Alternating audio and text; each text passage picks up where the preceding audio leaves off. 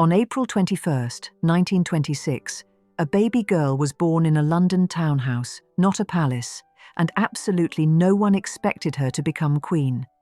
She was third in line to the throne. Her uncle was young and would surely have children. Her father was a shy, stammering duke who loved gardening more than ceremony.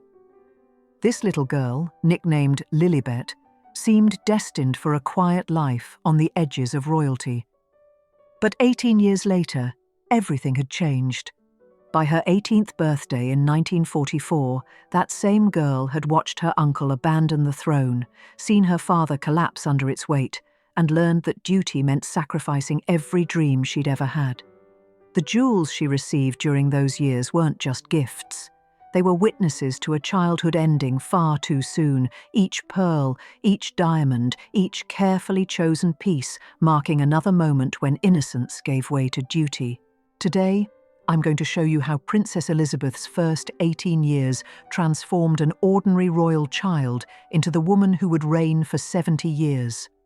Through 3 extraordinary jewels, pearls given year by year, a tiara she would never wear, and brooches that carried her father's love, we'll discover the real story of the princess who grew up too soon. Let's begin where it all started, in a modest townhouse far from the grandeur of Buckingham Palace. Picture London in the spring of 1926. The city is recovering from the Great War. The general strike is just weeks away, and in a townhouse at 17 Bruton Street, belonging to the Earl and Countess of Strathmore, a difficult birth is taking place. Lady Elizabeth Bowes-Lyon, the Duchess of York, is in labour. The baby is breech, doctors are called. At 20 minutes to 3 in the morning on April 21st, they perform a caesarean section, right there in the bedroom where Elizabeth had slept the night before her wedding 3 years earlier. The baby arrives. A girl. Princess Elizabeth Alexandra Mary. The Home Secretary, summoned to witness the birth according to centuries-old tradition, composes his announcement to the Lord Mayor of London. His informal comment to a reporter captures the moment perfectly. "She naturally yawned at me, but she's a bonny child." No one in that room could have imagined what lay ahead for this bonny child. Her grandfather, King George V, was so excited he couldn't sleep. He sat alone by a window at Windsor Castle, watching the sun rise over the great park, thinking about his first granddaughter. But here's what makes Elizabeth's story so extraordinary. For the first 10 years of her life, she lived in a kind of royal twilight, important enough to matter, but not important enough to be burdened. She and her sister Margaret, born in 1930, were raised privately, tutored at home, sheltered from the world. They had no idea that outside their comfortable bubble, Britain was suffering. The Great Depression had devastated the nation. By 1932, unemployment reached 3.5 million. In industrial regions, 70% of workers had no jobs. But inside the royal residences, life continued with careful distance from such troubles. Elizabeth's father set an example of frugality, giving up his expensive hobby of breeding racehorses. He turned to gardening instead. It was a small gesture, but it showed the kind of man he was, practical, modest, never expecting to be king. Now, before we continue, I need to tell you about a tradition that would become the thread connecting Elizabeth's entire story. A tradition involving pearls. Queen Victoria had established a custom. On each birthday, royal daughters and granddaughters received a single pearl. Over the years, these pearls would accumulate until they could be strung into a magnificent necklace. It was a way of marking time, of watching a girl grow into a woman, pearl by pearl, year by year. This tradition would take on profound meaning for Elizabeth, because as her childhood unravelled and duty pressed down on her young shoulders, those pearls, given with love, accumulated with patience, would become the most treasured jewels she would ever own. But first, her world had to shatter. And in 1936, it did. the Abdication. Elizabeth was 10 years old when everything changed. In January 1936, her beloved Grandpa England, King George V, died. His eldest son became King Edward VIII, Elizabeth's uncle, a glamorous modern man who seemed perfect for a changing world. But Uncle Edward had a secret that would destroy everything. He was in love with Wallis Simpson, an American, a divorcee, a woman the church and government would never accept as queen. For 11 months, the crisis built behind closed doors. Elizabeth's parents tried to shield her from the tension, but children always know when something is terribly wrong. On December 10, 1936, Edward signed the Instrument of Abdication in the presence of his 3 younger brothers, including Elizabeth's father. The next evening, he made his famous radio broadcast. "I have found it impossible to carry the heavy burden of responsibility and to discharge my duties as king as I would wish to do without the help and support of the woman I love." With those words, 10-year-old Princess Elizabeth became heir presumptive. The girl who had been third in line, who would have lived as a minor royal, perhaps married to an aristocrat, raising children in the countryside, was now first in line to the throne. Her father, the shy duke who stammered, who had never wanted or expected this burden, was now King George VI. Imagine being 10 years old and watching your father's face as he realizes he must become king. Watching your mother's worry, feeling the weight of adult fear pressing down on your childhood. Elizabeth later received tutoring in constitutional history and law to prepare for her future role. But her real education came from watching her father shoulder a crown he never wanted, watching her mother transform into a pillar of strength, learning that duty wasn't something you chose, it was something that chose you. And just 6 months later, on May 12, 1937, she would witness the moment that sealed her fate forever, wearing the first significant jewel that marked her transformation. The Coronation and the Pearls. Westminster Abbey on May 12, 1937, blazed with pageantry. Nearly 8,000 guests assembled to witness King George VI's coronation. The ceremony cost £454,000, more than 3 times the expense of the previous coronation, because the nation needed to restore confidence in the crown after the abdication crisis. 11-year-old Princess Elizabeth attended in formal dress, wearing a small golden coronet appropriate for the sovereign's daughter, and around her neck, a 3-strand pearl necklace. This was the first major jewel of her story, and it carried that tradition I mentioned earlier.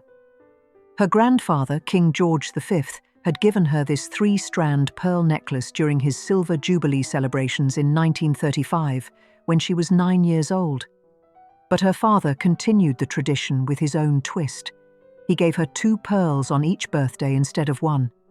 By the time she turned 18, she would have enough to create an impressive multi-strand necklace. But in 1937, as she stood in Westminster Abbey wearing those Jubilee pearls, watching her father crowned king, she was learning something far more valuable than the worth of gemstones. She was learning that she was no longer just Lilibet. She was Britain's future queen. Observers noted that the normally playful girl carried herself with composure beyond her years. She understood, even at 11, that this grand ceremony wasn't just about her father. It was about her future. The crown that rested on his head would one day rest on hers. The pearls around her neck would become her signature jewel for the next 70 years. Not because they were the most valuable pieces she owned, but because they represented her father's steady love, given year after year, pearl by pearl. Meeting Philip and the War Years. In July 1939, just weeks before the world exploded into war, 13-year-old Elizabeth experienced something that would change her life in a completely different way. The royal family visited Britannia Royal Naval College in Dartmouth. An outbreak of mumps meant most cadets were quarantined, But one 18-year-old cadet was cleared to entertain the royal children, Prince Philip of Greece and Denmark. Tall, blonde, athletic and confident, Philip was assigned to keep Elizabeth and Margaret occupied. He showed off, leaping over tennis nets with exuberant energy. Elizabeth was enchanted. "How good he is, Crawfie! How high he can jump!" she exclaimed to her governess, Marion Crawford, never taking her eyes off him. Her governess later recalled that Elizabeth never took her eyes off him the whole time. That day planted a seed. The two began corresponding. Elizabeth kept Philip's photograph in her room, and as war separated them, Philip serving bravely in the Royal Navy while Elizabeth remained in England, those letters became precious. But the war years brought far more than a teenage crush. They brought the end of childhood itself.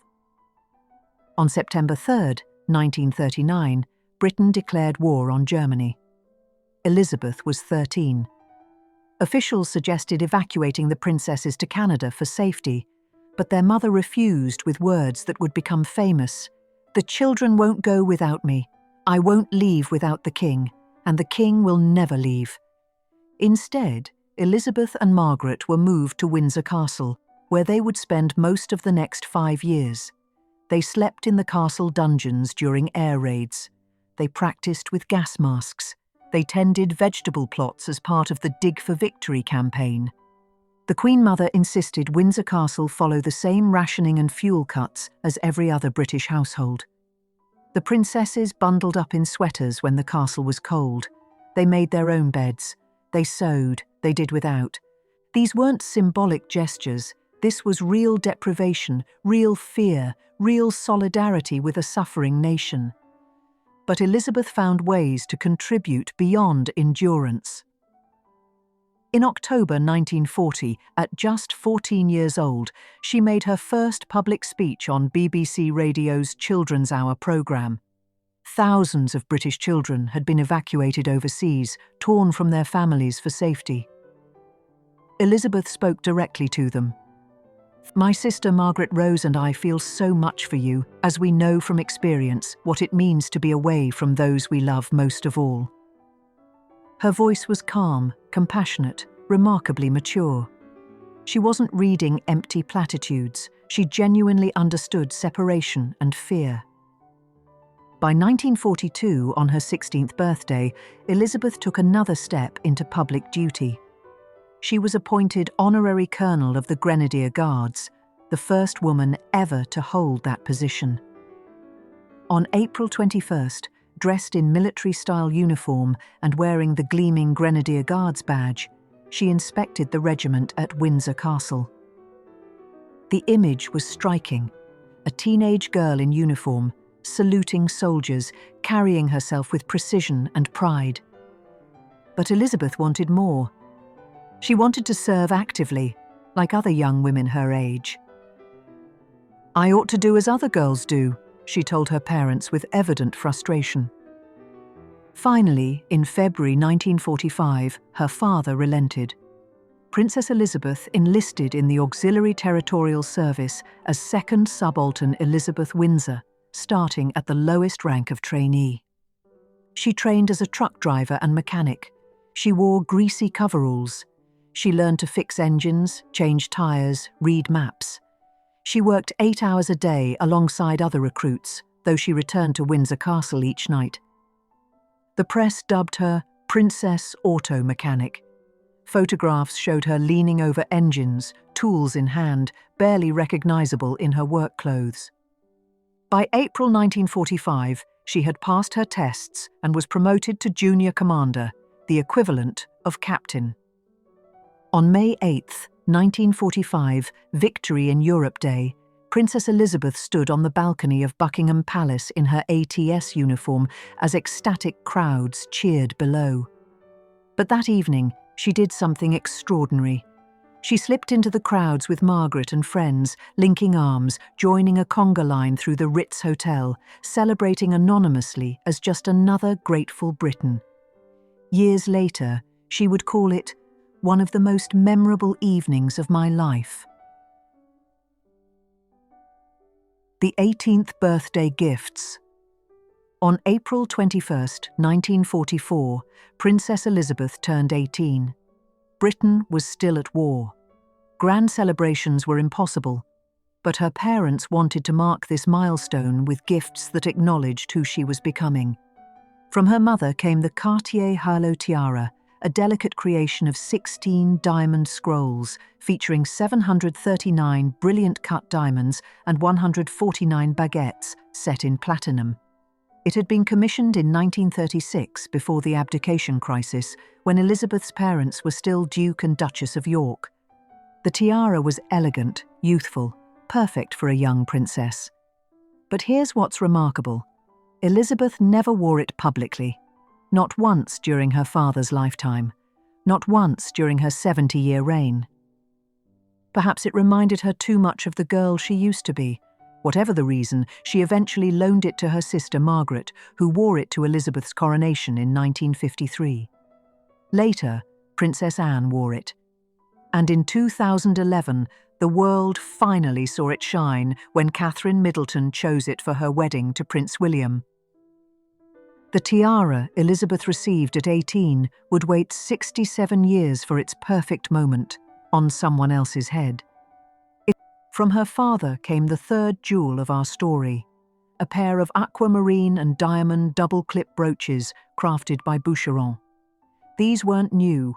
Wartime made buying new luxury items impossible, but they were exquisite. Vivid blue aquamarines set with diamonds in an Art Deco design, versatile enough to be worn as a pair, separately, or converted into a single brooch. Elizabeth adored them. She would wear these brooches throughout her life, including at important events decades later. And the pearls. Her father continued adding 2 pearls each birthday. By 18, Elizabeth had accumulated enough to create the impressive multi-strand necklace that would become her signature piece for 70 years.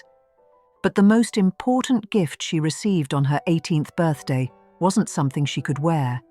It was the weight of expectation itself. She posed for official portraits, not in a ball gown and tiara, but in her military uniform with her Grenadier Guards cap badge. The message was clear. Even on her milestone birthday, duty came first. On a spring morning in Cape Town, 21-year-old Princess Elizabeth stood before a microphone and made a promise that would haunt her for the rest of her life. She didn't know that in just 5 years, her father would be dead. She didn't know that the carefree existence she was clinging to was already slipping through her fingers. And she certainly didn't know that the diamonds being placed around her neck that very evening would become symbols of a sacrifice so profound, most of us can barely comprehend it. This is the story of Elizabeth's last years of freedom. The years between victory and duty, between girlhood and crown, between the woman she might have been and the queen she was forced to become. And threaded through every moment of this bittersweet chapter are the jewels, each one marking a threshold she crossed, a dream she surrendered, a piece of herself she locked away forever. When we left Elizabeth in 1945, she was an 18-year-old princess who had just tasted independence for the first time, driving ambulances and getting her hands dirty with the Women's Auxiliary Territorial Service. The war was over, and for one brief shining moment, it seemed like she might have a chance at something resembling a normal life. Her uncle David's abdication had thrust her father onto the throne, yes. But she was still the heir presumptive, not the heir apparent. There was always the possibility that her parents might have a son. There was always the chance that fate might take a different turn. For 7 years, from 1945 to 1952, Elizabeth lived in that strange twilight between 2 worlds. She fell in love, she married, she became a mother. She even got to play house in Malta, shopping at local markets and hosting dinner parties like any other naval officer's wife. But all the while the weight was building, the vow was made, the jewels were accumulating. And with each diamond that touched her skin, each pearl that circled her throat, she was being transformed from a young woman with dreams into a living symbol of continuity and duty. Today we're going to walk through those 7 precious years, and we're going to see how the jewels she received during this time tell a story that's rarely acknowledged. The story of everything Elizabeth gave up before she ever wore the crown. The vow. Let's begin where it truly started, not with a tiara, but with a microphone and a promise that would define everything that followed. It's April 21st, 1947. Elizabeth is in South Africa with her family, and it's her 21st birthday. The nation has declared it a holiday. She reviews 7,000 troops at a military base. She attends a rally of South African youth. But the moment that matters happens in the evening when she sits down to record a radio broadcast that will be transmitted to the entire Commonwealth. The speech wasn't written by Elizabeth herself. It was penned by Dermot Morra, a distinguished journalist from The Times, at her father's request. But here's what most people don't know. During the rehearsal, Elizabeth wept. According to Alan Lascelles, the King's private secretary who was present, the words moved her so deeply that she couldn't get through them without tears. When the broadcast finally aired at 6:55 p.m. on BBC Home Service, millions heard a composed young woman declare, "I declare before you all that my whole life, whether it be long or short, shall be devoted to your service and to the service of our great imperial family to which we all belong." The simplicity of those words masks their weight. This wasn't a ceremonial pledge. This was a 21-year-old woman binding herself to a path from which there would be no escape, no retirement, no possibility of choosing differently if the burden became too heavy. That same evening, at a glittering ball at Government House in Cape Town, Field Marshal Jan Smuts presented Elizabeth with a gift from the South African government. A diamond necklace of 21 stones, one for each year of her age. The largest stone weighed 10 carats. It was exquisite. It was also a collar, a beautiful glittering collar that symbolized exactly what she had just promised to accept. Elizabeth treasured this necklace for her entire life. In later years, she had it modified, shortened from 21 stones to 15, with the remaining diamonds repurposed into a matching bracelet. But she never forgot what it represented. The moment she stopped belonging to herself and became the property of history. The tears during that rehearsal tell us everything. Elizabeth understood what she was promising, and she made the promise anyway. Love in the ruins. But here's what makes this story so achingly human. Just 8 months after that solemn vow, Elizabeth did something that had nothing to do with duty and everything to do with desire. She fell in love. Or rather, she acknowledged a love that had been quietly growing for years. Philip Mountbatten, formerly Prince Philip of Greece and Denmark, had been in her orbit since 1939, when she was just 13 and he was a dashing young officer training at Dartmouth Naval College. They'd corresponded during the war. By 1946, when he proposed, their attachment had deepened into genuine love. The king consented to the match, but with one important condition. The formal engagement announcement had to wait until after Elizabeth's 21st birthday. It was a gift of adolescence, a few more months of being young before the machinery of state took over completely. When the engagement was finally announced in July 1947, Philip faced a practical problem that many men in love have faced: how to provide a ring worthy of a future queen when your resources are modest. The solution came from his mother, Princess Alice of Battenberg. She offered Philip a tiara that had been her wedding gift in 1903 from Tsar Nicholas II and Tsarina Alexandra of Russia, the last Tsar and Tsarina, whose fate would end in tragedy just 14 years later. Philip took this Russian imperial tiara to the London jeweller Philip Antrobus Limited, where craftsmen dismantled it and repurposed its diamonds. At the center of the new engagement ring, they set a stunning 3-carat round diamond, flanked by 5 smaller pavé diamonds on each side, all set in platinum. The design was modern, elegant, understated. When Philip presented the ring to Elizabeth, he gave her not just a jewel, but a genealogical statement. These diamonds had once graced the tiara of a Russian empress.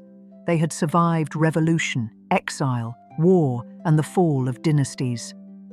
Now they circled the finger of the woman who would become queen of the world's last great surviving empire. From the remaining stones of his mother's tiara, Philip commissioned one more piece, a diamond bracelet that would become one of Elizabeth's most beloved possessions. Known as the Edinburgh wedding bracelet, it featured a modern geometric design with 3 large square diamond links connected by vertical sections, all set in platinum. Elizabeth received this bracelet as Philip's personal wedding gift. From the moment she fastened it around her wrist, it became a cherished object, worn regularly throughout their 73-year marriage. Years later, in 2012, when she sat for her Diamond Jubilee portrait, the same bracelet adorned her wrist, 70 years after her wedding day, a continuous emblem of the love that sustained her. The broken tiara. The wedding itself on November 20th, 1947, should have been perfect. And in many ways it was, a moment of national celebration in a Britain still recovering from war. But the morning of the ceremony unfolded as a masterclass in grace under pressure, and it gave us one of the most beloved anecdotes of Elizabeth's life. Elizabeth had chosen to wear, as her something borrowed, the Queen Mary fringe tiara, a magnificent piece that had belonged to her grandmother but was now lent to her by her mother. Made in 1919 for Queen Mary by Garrard, it incorporated 633 brilliants and 271 rose diamonds, over 900 gemstones in total, arranged in 47 tapering bars. Today, it's estimated to be worth approximately £6.7 million. As Elizabeth was being dressed at Buckingham Palace that morning, disaster struck. The metal frame of the tiara snapped, just hours before she was to walk down the aisle of Westminster Abbey before 2,000 guests and be heard by 200 million people worldwide on radio. Her something borrowed had literally broken in two. Years later, when recounting the incident to Catherine, Duchess of Cambridge, Elizabeth recalled her alarm. "The tiara snapped. I thought I'd broken it." But the Queen Mother remained calm. They had time, 2 hours before Elizabeth needed to leave for Westminster Abbey. And as it happened, there was a Garrard jeweller standing by in the palace, prepared for exactly such emergencies. A police escort was immediately arranged, and the damaged tiara was rushed through London's traffic to the Garrard workshop. The master jeweller worked with speed and precision. Later, Elizabeth would recall with characteristic understatement, "I think they taped up the spring." The tiara was rushed back to Buckingham Palace and carefully secured to Elizabeth's veil. By 11:30 a.m., the future Queen was walking down the aisle wearing the repaired tiara. If you look closely at the official wedding photographs, you can see that the tiara sits very slightly askew on Elizabeth's head. This small imperfection is the physical trace of the morning's crisis, visible to all who know where to look. Pearls and centuries. But the tiara drama, as captivating as it is, wasn't the only treasure Elizabeth wore that day. Around her neck were 2 pearl necklaces that carried within them the accumulated history of the crown: the Queen Anne necklace and the Queen Caroline necklace. These weren't glittering modern pieces, but ancient heirlooms, centuries old. The Queen Anne necklace, composed of 46 natural pearls, was believed to have belonged to Queen Anne, the last Stuart monarch, who ruled from 1702 to 1714. The Queen Caroline necklace, with 50 pearls, was thought to have belonged to Queen Caroline, consort of King George II. Both necklaces had been owned by Queen Victoria, and both had been treasured by the royal family as sacred objects, not mere jewellery, but tangible connections to the women who had worn the crown. On the morning of the wedding, these priceless heirlooms were discovered to be still on display at St. James's Palace, where they had been arranged with the other wedding gifts. There was no time to retrieve them through normal channels. A royal secretary performed an act of desperate devotion. He sprinted through London's congested streets, arriving at Buckingham Palace just in time for Elizabeth to clasp the ancient pearls around her neck before departing for Westminster Abbey. As Elizabeth walked down the aisle in her gown stitched with more than 10,000 pearls, paid for, poignantly, with ration coupons like any ordinary bride in austere post-war Britain, she carried upon her the accumulated treasury of the crown, not merely as ornament, but as the physical embodiment of the dynasty she was marrying into. Malta and motherhood. If the wedding represented the public apotheosis of Elizabeth's transition to adulthood, the years that followed revealed another dimension of her character, a capacity for ordinary happiness and a relish for a life beyond ceremonial constraints. Philip, as a serving naval officer, was posted to Malta as a squadron commander. Between 1949 and 1951, the royal couple lived at Villa Guardamangia, a substantial townhouse in Pietà, just outside Valletta. It was, remarkably, the only house outside the United Kingdom that Elizabeth would ever call home. The 3 years at Malta would remain among the happiest of Elizabeth's life. In 2015, on a visit to Malta, she told the assembled Maltese that she cherished memories of happy days here with Prince Philip when we were first married. What made these years remarkable was their ordinariness. Elizabeth shopped at local grocers like other naval wives. She drove a Morris Minor around the winding streets of Valletta. She held dinner parties and picnics with other officers' wives. She visited the local hairdresser. A neighbour, Giuseppe Formosa, recalled seeing her regularly in those years, noting that she was much loved here. People used to wait to wave to her. She would respond back, waving her hand. But the ordinariness was punctuated by the extraordinary. On November 14, 1948, while still living in England before the Malta posting, Elizabeth gave birth to a son, Charles Philip Arthur George, who became second in line to the throne. When the infant prince was born, Elizabeth's parents marked the occasion by presenting their daughter with a remarkable brooch. The flower basket brooch, a multicoloured piece depicting a delicate basket filled with diamonds, rubies, sapphires, and other precious stones arranged to suggest flowers in full bloom. The brooch was a gift celebrating motherhood, the arrival of the heir, and Elizabeth's new role as the mother of the next generation of the monarchy. Elizabeth treasured it and wore it prominently, including in Charles's first official portrait. During these early years of married life and motherhood, Elizabeth also developed what would become her most iconic sartorial trademark, the 3-strand pearl necklace. King George VI had given her pearls each year for her birthday, beginning when she was a young girl. By the time she reached 18, she had accumulated enough to be strung into an impressive 3-strand necklace. The necklace was more than jewellery to Elizabeth. It was a tangible manifestation of her father's affection. The pearls he gave her each year were tokens of that love, and when Elizabeth wore them in a triple strand, she was wearing her father's devotion year by year, accumulated across her adolescence. The end of freedom.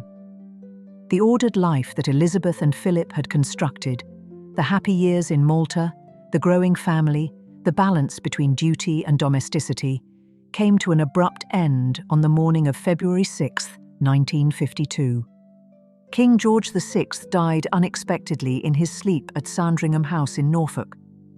He was just 56 years old. Elizabeth and Philip were in Kenya at the beginning of their Commonwealth tour. They were staying at Sagana Lodge, a property given to them as a wedding gift by the Kenyan government. On the evening of February 5th, Elizabeth had spent happy hours at the nearby Treetops Hotel, watching elephants and other wildlife, unaware that her father was dying thousands of miles away. The news reached Nairobi in the early morning. Philip eventually informed her, and the couple took a walk in the grounds of Sagana Lodge, an emotional moment that would not be captured in photographs, but which marked the instant in which Elizabeth's life changed irrevocably. At 25 years old, Elizabeth was now Queen. Not a queen regnant in waiting, but the reigning sovereign of 7 independent Commonwealth nations. On February 8, 1952, at St. James's Palace in London, the 25-year-old Queen made her formal accession declaration before her Privy Council. Her words were simple and moving. "By the sudden death of my dear father, I am called to assume the duties and responsibility of sovereignty." Among her very first acts as Queen was to put on the 3-strand pearl necklace that her father had given her, the necklace of natural pearls accumulated year by year, beginning in childhood. In wearing these pearls at this moment of grief and transition, Elizabeth was wrapping herself in her father's love, seeking comfort and strength from the only piece of him that she could now physically possess. As Queen, Elizabeth inherited not merely a throne, but an immense collection of crown jewels that represented centuries of accumulated wealth and history. Among the treasures that came to her through her grandmother Queen Mary's estate were 2 diamonds that would become some of her most beloved possessions, the Cullinan III and the Cullinan IV. These were among the largest of the diamonds cut from the 3,106-carat Cullinan rough diamond discovered in South Africa in 1905. The Cullinan III is a pear-shaped stone weighing 94.4 carats. The Cullinan IV is a square cushion cut weighing 63.6 carats. Together, they weigh 158 carats. Queen Mary had loved these diamonds passionately, often wearing them hooked together as a pendant brooch. When she died in March 1953, these beloved diamonds passed to Elizabeth, and in a moment of family intimacy, Elizabeth revealed that these enormous, spectacularly valuable stones had a secret family nickname, Granny's Chips. The name is endearing in its casualness, a hint of the humour and warmth that existed within the royal family despite all the ceremonial formality. The coronation. 16 months elapsed between Elizabeth's accession and her coronation, a period of intense preparation for what would become one of the most historically significant coronations in British history. The coronation was scheduled for June 2, 1953. The date was chosen strategically, and the event would be unprecedented in one crucial respect. It would be televised, allowing ordinary people in their homes to witness the moment when their queen was crowned. On the morning of June 2nd, Elizabeth left Buckingham Palace in the Gold State coach. As it processed through the streets of London, it was greeted by crowds estimated at 3 million strong. The Queen wore, for this procession, the George IV state diadem, a glittering diamond tiara made in 1820 for King George IV, set with 1,333 diamonds weighing a total of 320 carats. The design incorporates the national symbols of the kingdom: English roses, Scottish thistles, Irish shamrocks, and Welsh daffodils. The ceremony that followed lasted approximately 3 hours. The Archbishop of Canterbury anointed Elizabeth with holy oil, marking her as chosen by God for her role. She was invested with the symbols of her authority, the orb, the scepters, the ring. Then came the moment the entire ceremony had been building toward, the placing of St. Edward's crown upon her head. As the Archbishop placed the crown, the assembled people rose and shouted, "God save the Queen!" Trumpets sounded. The great guns at the Tower of London fired a 21-gun salute. Those who witnessed the moment reported being moved by Elizabeth's composure, by her grace, by what one observer described as a radiant smile as she was invested with the crown. Following the coronation, Elizabeth exchanged St. Edward's crown for the imperial state crown, which she would wear for the remainder of the day. This crown contains some of the most important and historic diamonds in the world, including the Cullinan II diamond, a 317-carat stone cut from the great Cullinan diamond. Around her neck, Elizabeth wore the coronation necklace created for Queen Victoria in 1858 by Garrard. It consists of 26 diamonds, including the Lahore diamond, a 22.48-carat stone that was part of the Lahore treasure discovered in 1849. As Elizabeth processed out of Westminster Abbey, she was transformed. No longer the young woman who had entered that morning, but the formally crowned and anointed queen, bearing the weight of empire on her shoulders.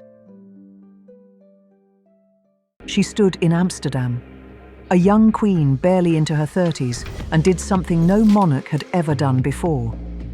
She unpinned a brooch worth millions, 2 diamonds weighing 158 carats combined, and placed them into the trembling hands of a nearly blind elderly man. As tears streamed down his face, she whispered a nickname that would make the world smile: Granny's Chips. But this moment was just one chapter in a story that would span a quarter century and change the monarchy forever. A story of a 27-year-old woman who travelled farther than any queen before her, who gave birth while reigning, who opened palace doors that had been closed for centuries.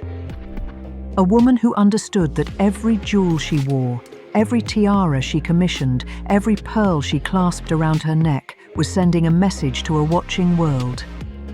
Today, we're going to witness the transformation. From the million people who lined Sydney Harbour to see her, to the son who knelt before her and swore a medieval oath that made them both weep. From the aquamarines that became diplomatic weapons, to the rubies that carried ancient blessings of protection. This is the story of how Elizabeth II spent 25 years building something the world had never seen. A modern monarchy for a dying empire. When we left Elizabeth in 1953, she had just been crowned in Westminster Abbey. The imperial state crown sat on her head. The coronation necklace, created for Queen Victoria in 1858 by Garrard, featuring 26 diamonds including the 22.48-carat Lahore diamond, circled her throat. She had been transformed from a young woman into Elizabeth Regina. But coronations don't teach you how to be a queen. They just give you the costume.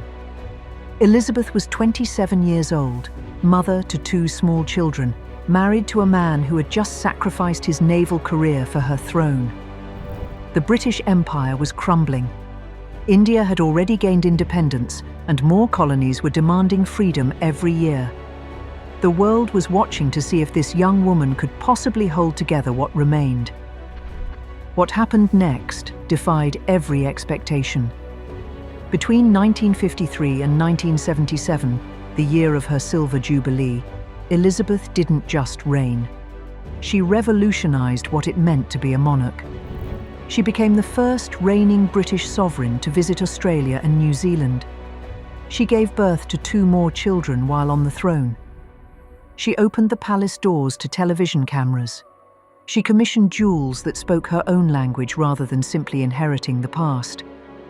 And through it all, the jewels were witnesses. Let me show you how. The Commonwealth Tour. Within months of her coronation, Elizabeth embarked on what would become the longest Commonwealth tour ever undertaken by a reigning monarch. From November 1953 through May 1954, she and Philip travelled over 44,000 miles, visiting 13 countries across the Caribbean, Australasia, Asia, and Africa. The scale was staggering, but what made it revolutionary was this: Elizabeth became the first reigning British monarch ever to set foot in Australia and New Zealand. For over 150 years, these nations had been part of the British realm, and no crowned sovereign had ever actually visited them. When the royal yacht sailed into Sydney Harbour on February 3, 1954, approximately 1 million people crowded the shores. nearly 55% of the city's entire population. Over the next 58 days in Australia, Elizabeth and Philip visited 57 cities and towns, travelled 27,000 miles, and attended more than 250 formal engagements. By the time they departed, an estimated 3/4 of Australia's total population had seen their Queen at least once. In New Zealand, the response was equally extraordinary. During the 38-day visit, an estimated 3 out of every 4 New Zealanders saw the royal couple. They visited 46 towns and attended 110 functions. Former Prime Minister David Lang would later recall, "They were greeted with a frenzy which is hard to imagine today." For these grand state banquets and formal receptions, Elizabeth wore what would become her signature piece, the Girls of Great Britain and Ireland tiara. This diamond diadem had been given to Queen Mary as a wedding gift in 1893, and Queen Mary had given it to Elizabeth as a wedding present in 1947. Elizabeth affectionately called it Granny's tiara. The tiara appeared so frequently during these tours that it became synonymous with Elizabeth's image. It had been featured in the Dorothy Wilding portraits taken just 3 weeks after her accession, which became the basis for stamps and currency. By wearing this inherited piece constantly, Elizabeth created a visual link to her grandmother's legacy while asserting her own authority. She paired the tiara with glittering diamond necklaces and her ever-present 3-strand pearl necklace, the one her father had given her, accumulated year by year throughout her childhood. The combination projected both royal majesty and accessible warmth. Diplomatic gifts. These tours also yielded magnificent diplomatic gifts that would enrich Elizabeth's personal collection and create lasting bonds with the nations she visited. At her coronation in 1953, the President of Brazil presented Elizabeth with an extraordinary aquamarine necklace and matching earrings. The piece featured 9 vivid blue aquamarines, stones that symbolized Brazilian friendship and echoed the colors of the Brazilian flag.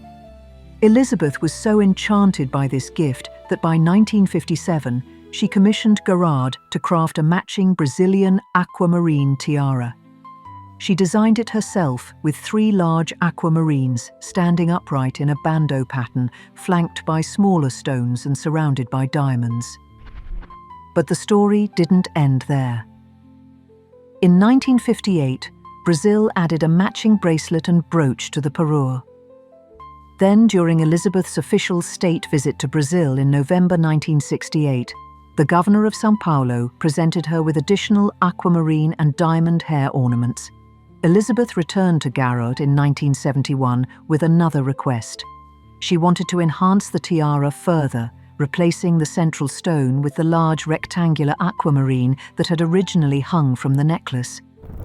Wearing head-to-toe aquamarine outfits during Brazilian state visits became Elizabeth's signature diplomatic gesture, a visible and elegant sign of gratitude and connection.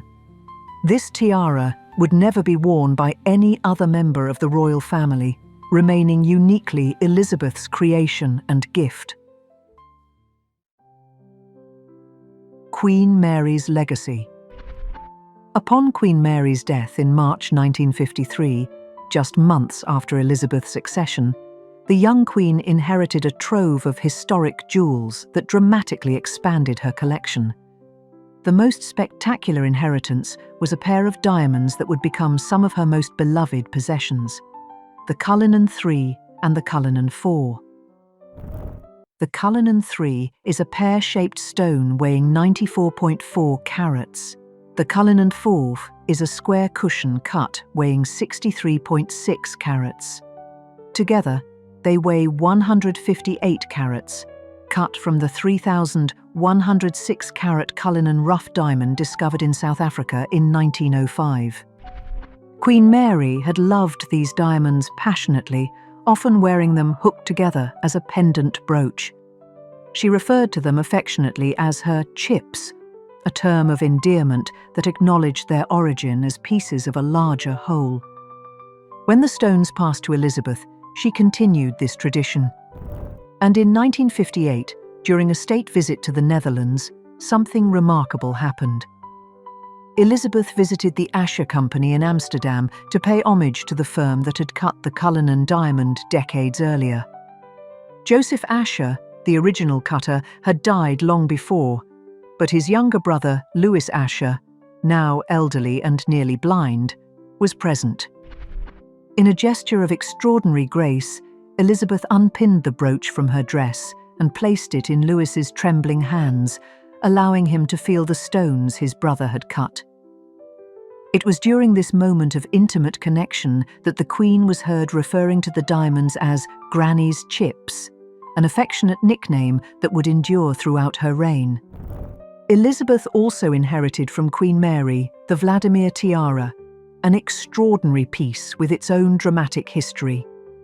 Originally owned by Grand Duchess Maria Pavlovna of Russia, the tiara had been smuggled out of Russia after the 1917 revolution. Queen Mary purchased it from the Grand Duchess's exiled daughter in 1921. The tiara was designed to be worn with pearl drops, emerald drops, or simply as a diamond band, demonstrating remarkable versatility. Building her own collection. Beyond inherited pieces, Elizabeth developed her own distinctive aesthetic preferences, showing a particular love for coloured gemstones. She adored sapphires. Her father, King George VI, had given her a magnificent Victorian sapphire parure as a wedding present in 1947, a necklace and earrings featuring sapphires that Noel Coward once described as the largest sapphires I have ever seen. But the set lacked a tiara. So in 1963, Elizabeth purchased a splendid 19th-century sapphire and diamond necklace that had once belonged to Princess Louise of Belgium. She had Garrard mount the piece on a tiara frame, creating what became known as the Belgian sapphire tiara. The design features large, oblong sapphires surrounded by diamonds, with upside-down, pear-shaped sapphire drops that now stand upright as tiara peaks, the telltale shape of what used to be a necklace.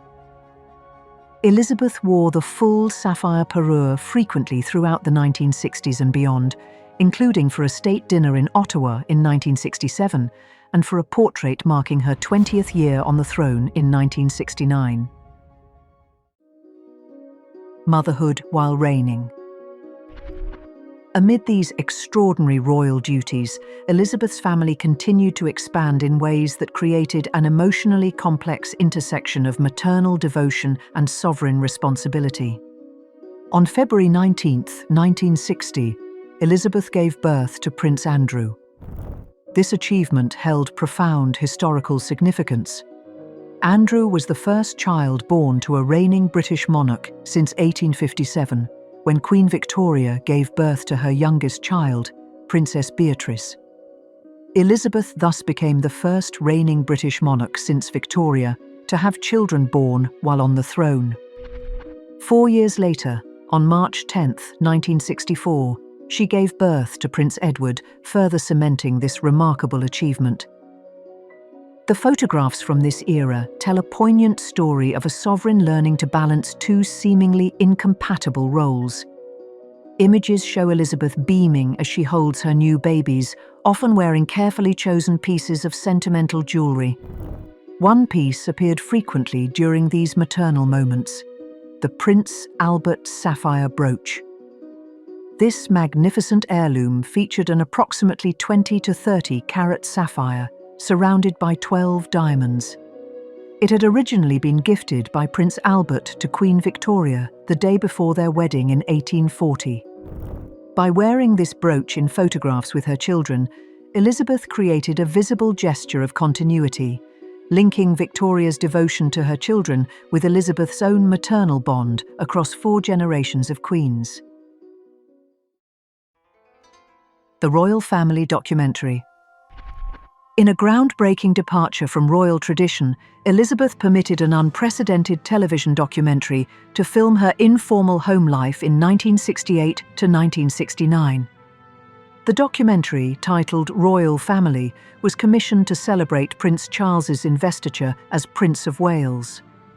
The 110-minute film aired in June 1969 and attracted 38 million viewers in the United Kingdom alone, with an estimated 350 million watching worldwide.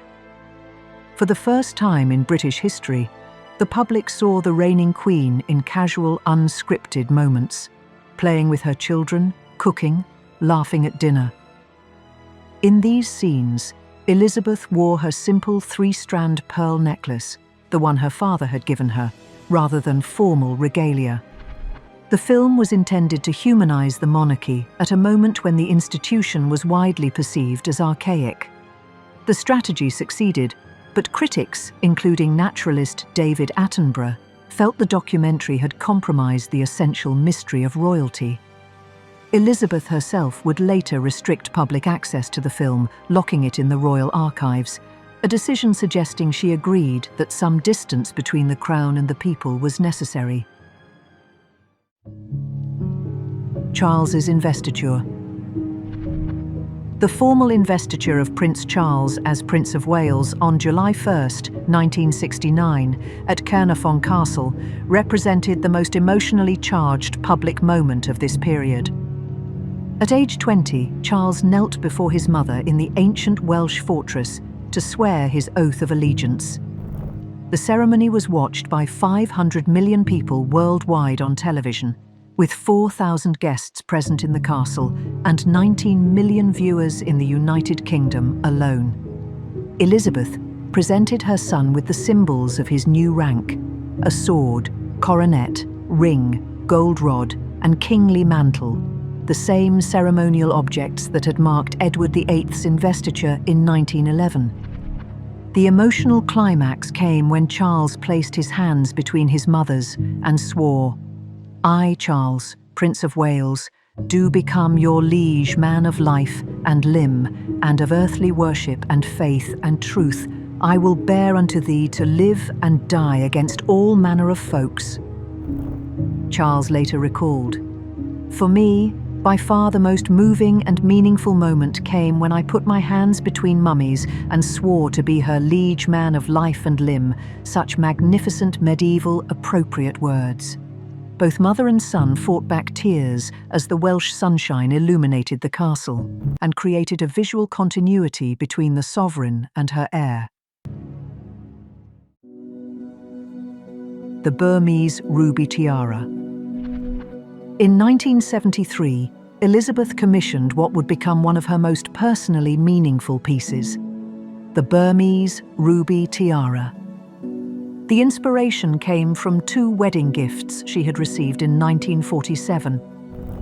The people of Burma had given Princess Elizabeth 96 rubies, a number that held profound meaning in Burmese tradition. In Burmese belief, 96 represented the number of diseases that afflicted the human body, and 96 rubies could protect against all of them. For the diamonds, Elizabeth turned to another wedding gift, the Nizam of Hyderabad tiara, a floral diadem she had received but found too cumbersome to wear often. She asked Garrard to create a wreath of Tudor roses, the symbol uniting England's warring royal houses, with each ruby set in gold and surrounded by diamonds mounted in silver. The resulting Burmese ruby tiara was both a stunning aesthetic achievement and a profound diplomatic statement. It honored the gift from the Burmese people while transforming it into something uniquely her own.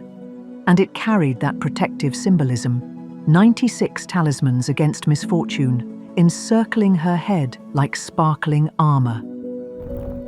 Elizabeth wore her new ruby tiara frequently after its creation, including during her Silver Jubilee tour in 1977, when she chose it for the state opening of Parliament in New Zealand. The Silver Jubilee.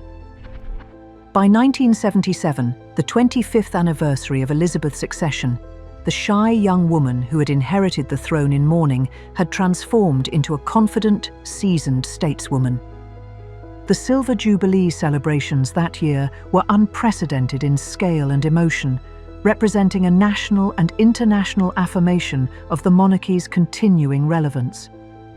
Elizabeth and Philip undertook an extraordinary touring schedule, travelling 56,000 miles throughout 1977. From February to March, they visited Australia, New Zealand, Fiji, Tonga, and Papua New Guinea. In October and November, they toured Canada, the Bahamas, Antigua and Barbuda, Barbados, and the British Virgin Islands. Within the United Kingdom itself, they visited 36 counties. In Lancashire alone, over 1 million people turned out to see the Queen. The climax came on June 7th, 1977, Jubilee Day.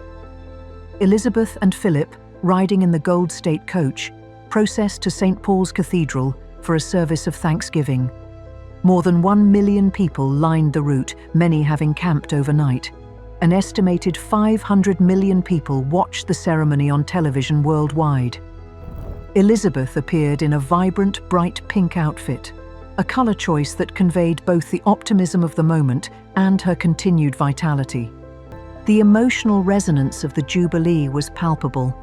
Here was a queen who had weathered the Suez Crisis, witnessed the cultural revolution of the 1960s and the moon landing, presided over the dissolution of the British Empire and the transformation of the Commonwealth, and navigated the social upheaval of the 1970s, yet had remained a steady, principled anchor in public life.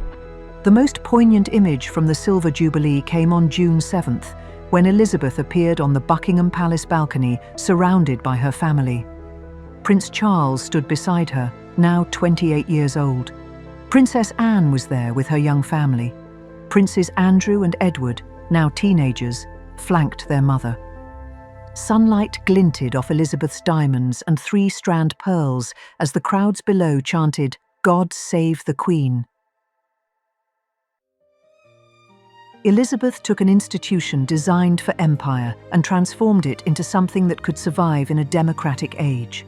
She travelled 44,000 miles to be seen by her people. She gave birth while reigning. She commissioned jewels that told her own story, the Brazilian aquamarines, the Burmese rubies, rather than simply inheriting the past. And through it all, the jewels were witnesses. Granny's chips connected her to family history. The aquamarines spoke of diplomatic gratitude. The Burmese rubies became her armour. Her father's pearls remained her comfort. And the coronation jewels, worn again at Charles's investiture, proclaimed continuity across generations. By the Silver Jubilee in 1977, Elizabeth had proven what many had doubted, that a young woman could not only wear the crown, but could make it relevant for a new age. Which moment resonates most deeply with you? The tender moment when she placed Granny's chips in an elderly man's hands. Charles's investiture, when medieval words revealed the human heart beneath the crown. Share your thoughts in the comments below. If this journey moved you, please give this video a like and subscribe to the channel. Thank you for watching.